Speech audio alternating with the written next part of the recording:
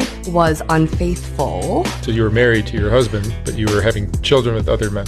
I was, and he raised them as his own and knew them to be his own until the divorce. He ended up unhoused. And the first man that I had the affair with is now my boyfriend, the father of my first child, my son. And he was my husband's assistant manager. So he started bringing this guy around, and I made the first move, of course. I feel like I just sensed his kindness. I mean, still to this day, this man that I'm with is the kindest, most patient man I've ever met.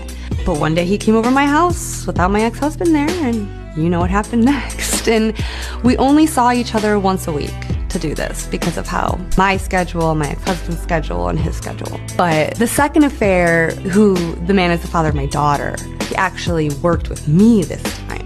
He was my maintenance guy at my leasing job.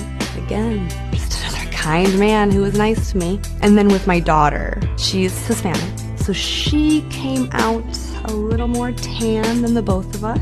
And just as she grew up, just kept that tan skin. And still, she looks so much like me. He was just like, yep, she looks like my wife. And here we are, with 3 baby daddies and 2 kids.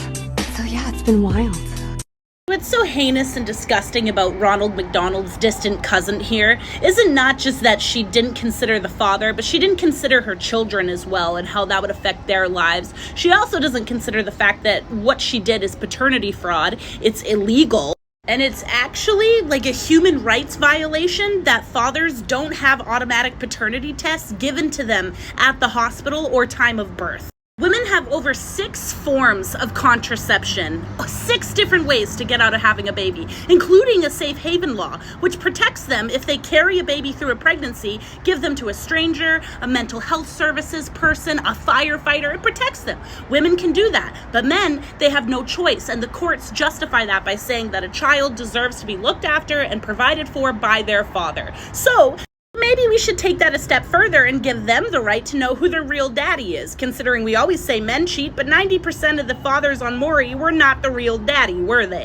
We force a lot of men into being dads. They don't get a say. And then when it finds out that that's not their kid, we say, well, what, you don't love this child? What? That's like if society as a whole just decided, men, when you're in a relationship, get a puppy, bring it home to your girlfriend, don't discuss it with her because she'll be an evil wench for not loving it anyways. This is asshat backwards, disgusting, and she should be fucking ashamed. Thank you.